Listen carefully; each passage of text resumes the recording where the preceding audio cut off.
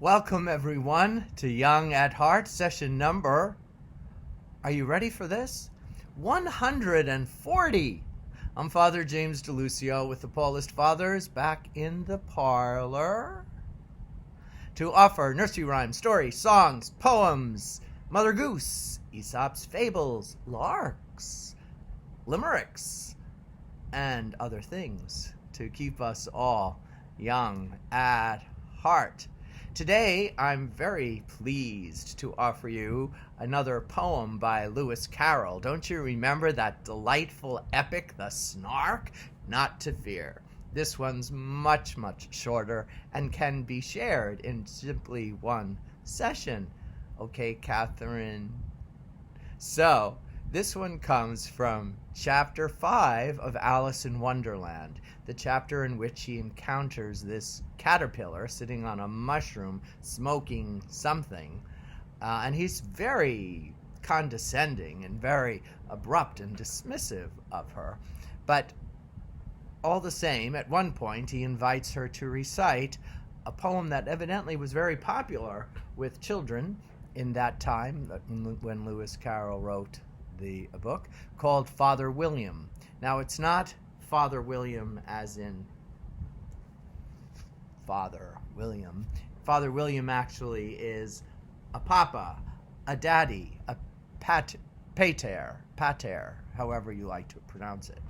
And it's his son challenging his father as his father has gotten older.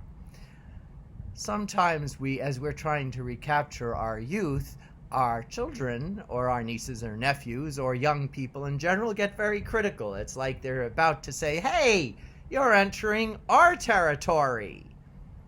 So you will see what Father William's response to that is. So this is Alice's recitation of the Father William poem. Maybe some of you had memorized this poem in school when you were young. "You are old, Father William," the young man said, "and your hair has become very white. And yet you insistently stand on your head. Do you think at your age that is right?" "In my youth," Father William replied to his son, "I feared it might injure my brain, but now that I'm perfectly sure I have none, why, I do it again and again." "You are old," said the youth, "as I mentioned before, and have grown most uncommonly fat. Yet you turned a back somersault as you came through the door. Pray, what is the reason for that?" "In my youth," said the sage, as he shook his gray locks, "I kept all my limbs very supple by the use of this ointment, 1 shilling a box. Allow me to sell you a couple."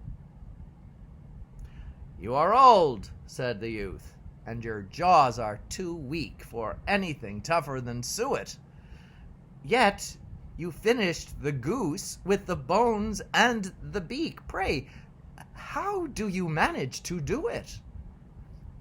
"In my youth," said the father, "I took to the law and argued each case with my wife, and the muscular strength which it gave to my jaw has lasted me all of my life." "You are old," said the youth. "One would hardly suppose that your eye was as steady as ever. Yet you balanced an eel at the end of your nose. What made you so awfully clever?" "I have answered 3 questions, and that is enough," said his father. "Don't give yourself airs. Do you think I can listen all day to such stuff? Be off, or I'll kick you downstairs." And therein ends the poem. And after Alice has recited it, the caterpillar says to her, "That is not quite right," said the caterpillar. Not quite right, I'm afraid, said Alice timidly. Some of the words have got altered.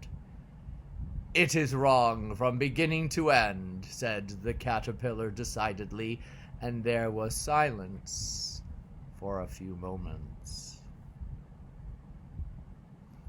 Who does the caterpillar represent but that adult voice of constant judgments and criticisms that we are most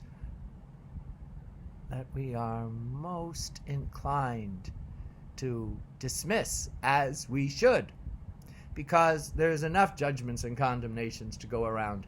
It's that I just don't have the right word.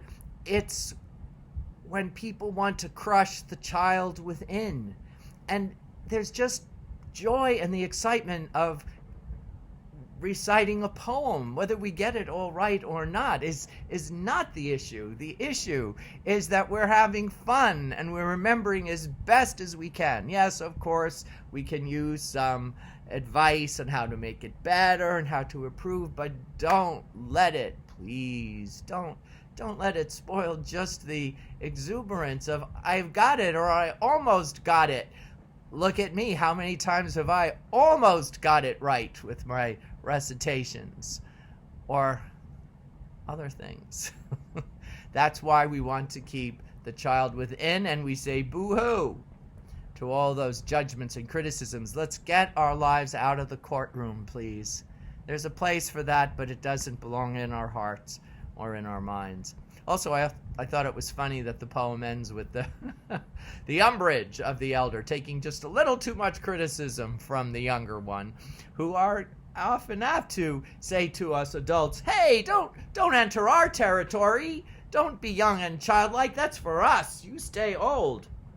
But even there is a kind of judgment, and we have to say to the young ones, joy is for everyone. My son, my daughter, and you can tell it to the pooch, too. I encountered this chapter from Alice in Wonderland because I'm taking a course online. It's free on great classic children's literature figures. You can find it, too, if you're interested. It's at online.hillsdale.edu. I'll put it on the comments there if you're interested. And I've been enjoying it. I'm on chapter 5 at the moment. We did Beauty and the Beast, and Alice in Wonderland, and some Tolkien. It's been good.